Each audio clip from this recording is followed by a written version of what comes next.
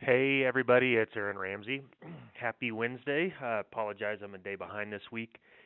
Um, so just a reminder that our 2020 vision items, the things that we're really focused on this year, number one is breaking down our silos. Number two is just increasing and continuing to grow our culture. And number three is focusing on just growing the business, whether it's through same center growth or going out into new markets or adding new facilities or whatever that looks like. But I just was curious if you've ever just had one of those moments in life where it just seems like everything goes wrong. We've kind of gone through that the last 2 weeks in our house. A couple weeks ago, it's been about a week and a half. My father-in-law fell. It was actually early on a Sunday morning. I get a phone call early, have to go to their house and help him. And long story short, he's 75 years old. He ends up falling over, breaks his leg right where it goes into the hip bone. Um, he goes into the hospital, has surgery, and he was in the hospital 5 or 6 days, and now he's in kind of a short-term care rehab facility. And then later that week, one of our 12-year-old kids kind of is kind of a stinker at school and gets in trouble, and we end up having a blow up at the house and have to deal with all that. Then our clothes dryer breaks down, and we have 5 kids, so we're not able to dry our clothes.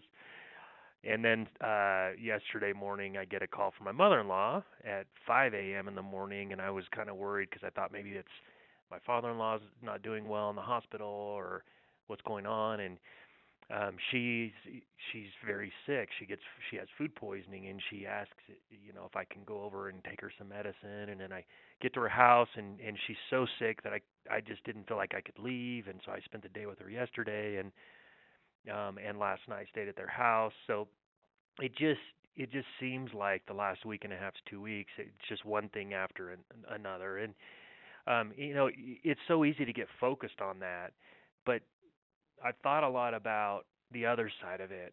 Like, man, I have such a wonderful family that and a tight connection with my in-laws that we can actually support and help, and we can be there, when somebody is sick, or we have the ability and the means to do that.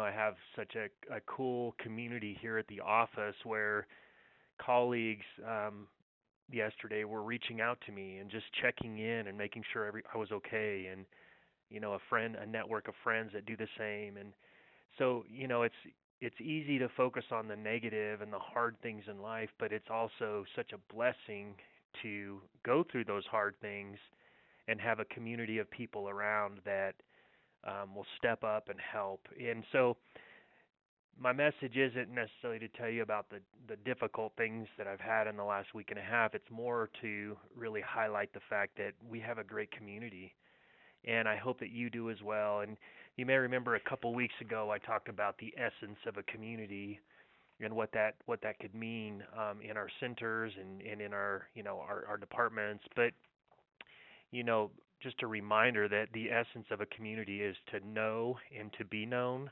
to love and to be loved, to celebrate and be celebrated, to serve and to be served.